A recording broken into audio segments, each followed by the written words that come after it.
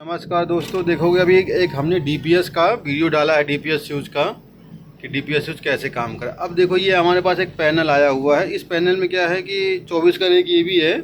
इसमें क्या है कि एमसीएफ से ही होके आया हुआ है। तब आया है तो वो कहाँ मिलेगा, देखो इसमें क्या है कि देखोगे सेम जो कनेक्शन रहता है सेम सब में वैसे ही मिलेगा।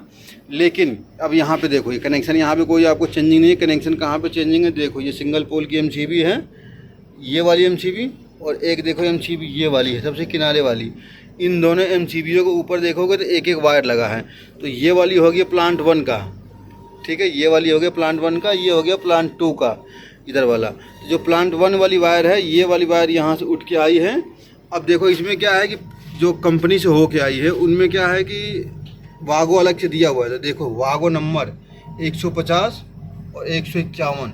50 पे क्या है कि 22 नंबर है और 151 पे क्या है 23 नंबर है। तो ये 22 नंबर से 100 वागो नंबर 150 से 22 नंबर वायर के माध्यम से डीपीएस को कनेक्शन जा रही है।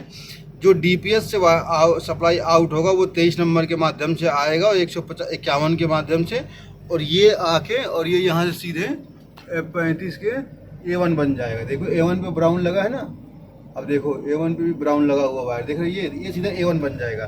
सेम वैसे ही प्लांट 2 की देख लो तो यहाँ से सप्लाई सीपीयू आउट कर, सीपीयू देखो सप्लाई हीटर के कैसे आउट करता है। जैसे ये हीटर की वायर है तो ये वाली वायर निकलेगी यहाँ से और ये आएगी ब्लोअर के एमपीसीबी पे, एनओ पे। अब यहाँ से जो वायर आउट होगी वो जाएगी सिंगल पोल की एमसीबी पे नीचे, ठीक है। अब ये नीचे आ गई। अब नीचे से जब सप्लाई आउट होगा तो पहले क्या था कि यहीं से वायर उठता था और ये सप्लाई आके हीटर का A1 बन जाता था। लेकिन अब क्या है कि अब ये सप्लाई यहाँ पे जाएगी तो ये वाली वायर खोल दिया जाएगा पहले जो लगा है। अब यहाँ वाली वायर जाएगी डीपीएस को। तो डीपीएस को यहाँ पे देखो इधर वागो नंबर 222 और 223 से दे दिया है, ठीक है। तो 222 से क्या है कि सप्लाई 200 इधर इस साइड से सप्लाई दिया, देखो 222 से। अब देखो इसमें क्या है ना कि देखो 222 में देखो इधर सप्लाई दिया है, 222 सप्लाई दिया डीपीएस को गया, और जो डीपीएस सप्लाई आउट हो रहा है वो 223 के माध्यम से, तो इधर ही दोनों तार लगा दिया है इधर से आउट होके, और ये ही हीटर का A1 बनेगा। तो इस तरह से आपका ये डीपीएस ऑन होगा। अब अगर आपको डीपीएस हीटर को ट्रिप कराना है तो पहले क्या करते थे, आप यहाँ लूप लगाया और एमपीसीबी पे लूप लगाया और हीटर ऑन हो जाता था। नहीं, अब ऑन नहीं होगा। अब आपको क्या करना पड़ेगा, अगर हीटर 2 चलाना है तो यहाँ पे आपको लूप लगाना पड़ेगा डीपीएस के लिए। यहाँ पे ये 222 और 223 पे लूप लगाना पड़ेगा। और अगर 1 का चलाना है तो 250 और 251 पे यहाँ आपको लूप लगाना पड़ेगा, तो ही जाके आपका हीटर चलेगा। तो ये आपको मिलेगा अब धीरे धीरे सभी कोचों में। तो लमसम जो कंपनी से आएगा उसके वागो नंबर ये फिक्स रहेंगे, 150, 151 और 222 और 221 और 222 और 223 ये फिक्स रहेगा।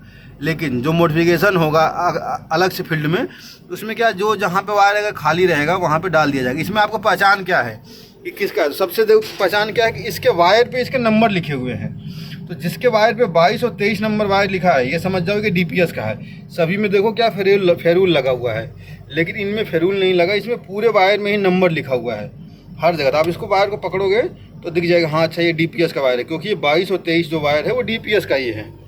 इस साइड भी देखो अब डीपीएस का ही है। अब एक समस्या और आएगी कि ये डीपीएस का ये 1 वाला है या 2 वाला वायर है। मान लो कि दोनों एक साइड वायर मिल गए तो आपको कन्फ्यूजन होगा कि ये 1 वाला कौन सा है, 2 वाला कौन सा है। तो इसमें क्या है कि इसको कंटिन्यूटी लगाओ, ब्लोअर बंद कर दो पहले, कंटिन्यूटी लगाओ और एक साइड का ब्लोअर चलाओ। जिस साइड का ब्लोअर चालू कर रहे हो या ये कंटिन्यूटी बोलने लग जा रहा है, समझ जाओ कि उसी साइड का ये हमारा डीपीएस का वायर है। जैसे हमने इसमें कंटिन्यूटी लगा दिया और प्लांट 1 की सप्लाई से चालू किया, ब्लोअर चालू किया और ये कंटिन्यूटी बोल गया ये प्लांट 1 का है। लेकिन प्लांट 1 से ना बोल के प्लांट 2 का ब्लोअर चालू किया जब बोला, तो अब ये वायर प्लांट 2 का हो सकता है, ठीक है। तो ये आपको ज़रूर डिसाइड कर लेना है। इस तरह से आपको वायर नंबर ज़रूर ध्यान रखना है, ये वायर नंबर से मिलेगा आपको।